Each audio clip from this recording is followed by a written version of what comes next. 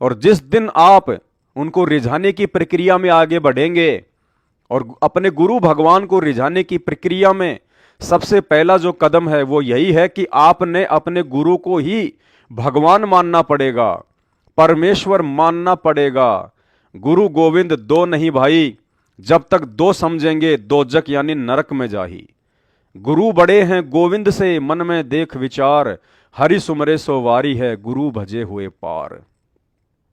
सात दीप नौ खंड में गुरु से बड़ा ना कोई, करता करे ना कर सके गुरु करे सो होय।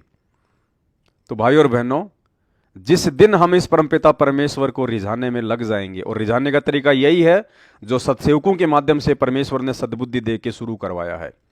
सबसे पहले पतिव्रता पद की भक्ति। पतिव्रता पद यानी एक पति, और वो पति केवल अपना गुरु, दूसरा कोई नहीं। ना कोई दाढ़ी मूछ वाली कबीर जी की काल्पनिक फोटो, ना गरीबदास जी की फोटो, ना दादा गुरु की फोटो, ना पंडित चिदानंद की फोटो, कुछ नहीं। अपने गुरु के अलावा दूसरा कोई नहीं, सौपन में भी नहीं। उसको कहते हैं पतिव्रता पद। और जिस दिन हम इस पतिव्रता पद पर आ जाएंगे, परमेश्वर पल पल आपको आभास करवाएंगे, महसूस करवाएंगे, आपको प्रत्यक्ष दर्शन देंगे कि मैं आपके साथ में हूं। अरे भिलनी ने जब उन्हें पता चला कि एक दिन यहां राम आएंगे, उनके गुरु ने उनको बताया, मतंग ऋषि ने, 10,000 वर्ष तक भिलनी ने श्री राम का इंतजार किया। 10,000 वर्ष तक रोज जंगल से फूल तोड़ तोड़ के और अपनी झोपड़े के आगे अपने भगवान के स्वागत के लिए बिछाया करती थी। रोज की प्रक्रिया थी। अब जो भाई बहन अपनी अज्ञानता, अपनी मूर्खता वश, अपनी घटिया और छोटी सोच के आधार से जो बिना सोचे समझे और ये कह देते हैं कि ये साध संगत वालों ने अपने घरों पर गुरुजी के लिए बेड लगाने की क्या आवश्यकता है, क्या गुरुजी बेड पर आके सोएंगे? उस समय उस भिलनी को, सबरी को भी यही कहा करते थे लोग कि क्यों मूर्ख बन रही है, श्री राम तो राजा का लड़का है, वो तो विष्णु का अवतार है, और तू काली कलूटी भिलनी, तेरे यहां राम आएंगे? तेरे से बड़े बड़े तो ना जाने कितने भगत हैं उनके।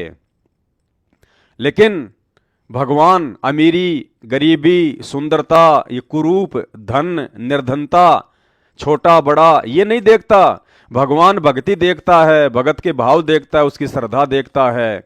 और भिलनी ने उन लोगों के कहने से अपने विश्वास को नहीं तोड़ा, अपनी सोच को उन्होंने हमेशा ऊपर ही रखा। और एक दिन उस कबीर परमात्मा ने राम रूप बना के लक्ष्मण के साथ में भिलनी की जो है श्रद्धा को बनाए रखने के लिए, उसके विश्वास को भक्ति पर दृढ़ता के साथ में बनाए रखने के लिए, उस भगत के लिए परमेश्वर ने आना पड़ा राम रूप बनाकर। तो भाई और बहनों, आज हमें सीधा सीधा आदि राम मिल गया, राम का भी राम मिल गया, असली मर्यादा पुरुषोत्तम भगवान मिल गया।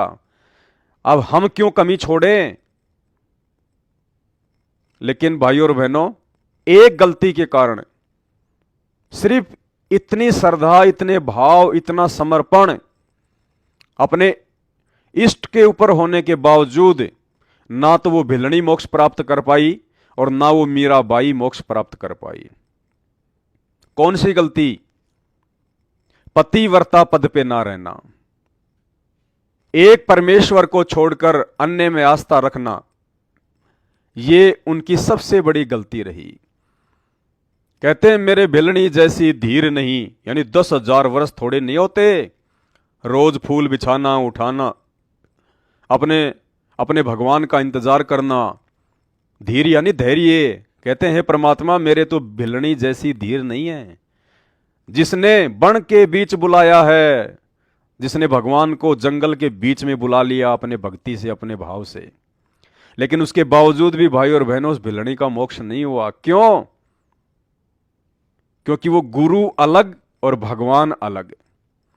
मतंग ऋषि को उसने अपना गुरु बना रखा और भगवान मान रही थी श्री राम को, दो नाव की सवारी, इसलिए उसका मोक्ष नहीं हो पाया, क्योंकि वो पतिव्रता पद पे नहीं थी। यही सेम कहानी मीरा जी के साथ हो रही थी। गुरु बना लिया उन्होंने रविदास जी को, और भगवान मान रही थी अंत में श्री कृष्ण जी को, जिस कारण से उसका भी अभी तक पूर्ण मोक्ष नहीं हो पाया। वर्तमान में उनको फिर से जन्म लेना पड़ेगा या ले चुकी होंगी। तो ये गलती भाई और बहनों अब हमने नहीं करनी है भिलनी और मीरा वाली।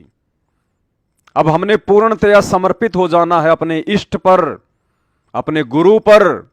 सत्संगों में परमात्मा ने कितने संकेत कर दिए कि अपने गुरु को ही अपना इष्ट मानकर पूजना है, तब हमारी भक्ति सफल होगी। एक पति को छोड़कर आन में आस्था रखने वाली पत्नी को व्यभिचारिणी कहते हैं। तो अपने ही पति से हर इच्छा पूरी हो, उसी को पति भर्ता कहते। तो हम जब पति भर्ता पद पर आ जाएंगे तो परमात्मा कहते हैं पति भर्ता जमी पर जो जो धर है पावे, समर्थ झाड़ू देत है ना काटा लग जावे। ऐसा हंस, ऐसा भक्त जब अपने एक इष्ट पूर्ण परमात्मा पर अपने ही गुरु को इष्ट रूप में मानकर जब अपने जीवन रूपी सफर में प्रस्थान करता है रास्ते पर, तो परमात्मा उस जीवन रूपी सफर के पाप कर्म रूपी कांटों को बुहारना शुरू कर देता, उसके दुखों को खत्म करना शुरू कर देता है, झाड़ू देता चलता है कि मेरी प्यारी आत्मा के कांटा ना लग जाए।